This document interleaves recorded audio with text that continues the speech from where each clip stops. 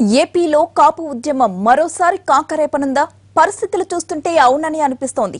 ముద్రగడ ఈసారి సైలెంట్ గా పని కానిచ్చేస్తున్నారు. ఓ వ్యూహం ప్రకారం ఉద్యమం నడిపించేందుకు గ్రౌండ్ ప్రిపేర్ చేస్తున్నారు.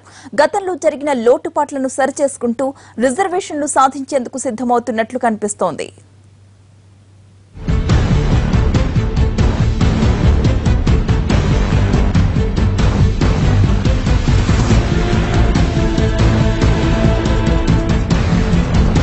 మూడు రోజులు మహానాడు సందడిలో మునిగిపోయిన టీడీపీ నేతలకు ముద్రగడ్డ అడుగులు వార్నింగ్ బెల్స్ మోగిస్తున్నాయి. కాపులకు రిజర్వేషన్లు సాధించేందుకు రాజకీయ శక్తులన్నింటినీ ఆయన ఏకం చేస్తున్నారు. వివిధ పార్టీ అగ్రనేతల్ని కలుస్తూ ముద్రగడ్డ కాపు ఉద్యమానికి మద్దతు కూడగడుతున్నారు.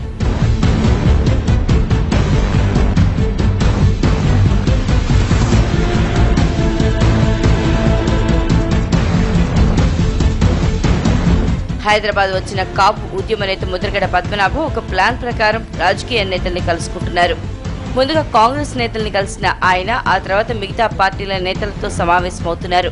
ఏపీ పీసీసీ చీఫ్ రఘువీరారెడ్డిని కలిసి కాపు రిజర్వేషన్ల అంశం ప్రస్తావించారు.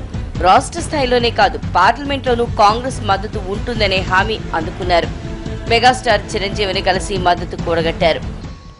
ఆ ప్రభుత్వం గనక ముఖ్యమంత్రి గారు తీసుకొచ్చే ప్రమేయంలో ముద్రగడ పద్మనాభం గారు ఆయన భవిష్యత్తు కార్యాచరణ చాలా సుస్పష్టంగా ఉన్నారు. బహుశా ఆగస్టు వరకు గడువు అడిగారు గతంలో వారు హామీలు నెరవేర్చడం కోసంగా. అంతవరకు వేచి చూస్తారు. లేని పక్షంలో ఆగస్టు నుంచి వారు ఒక నిర్ణయం తీసుకుంటారని నేను భావిస్తున్నాను.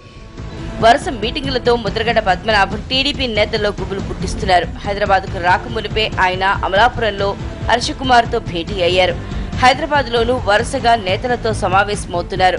కాంగ్రెస్ నేత సి రామచంద్రయ్య, వైసీపీ నేత బొత్స సత్యనారాయణలతో పాటు మాజీ కేంద్ర మంత్రి దాసరి నారాయణరావుని కలుసుకున్నారు. కాపు ఉద్యమానికి మద్దతు ఇవ్వాల్సిందిగా కోరారు. కార్యక్రమం తలపెడితే తలపెట్టిన వ్యక్తిని బట్టి ఉద్యమం ఉంటుంది.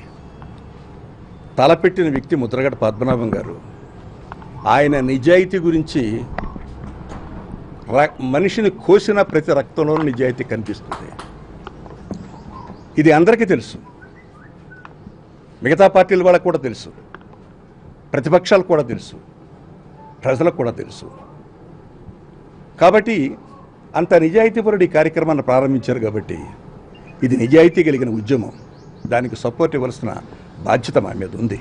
ఒంటరిగా వెళ్లే కన్నా అందరి మద్దతుతో ముందుకు వెళ్తే టీడీపీ సర్కార్పై మరింత ఒత్తిడి పెంచవచ్చన్న భావనలో ఉన్నారు ముద్రగడ్డ.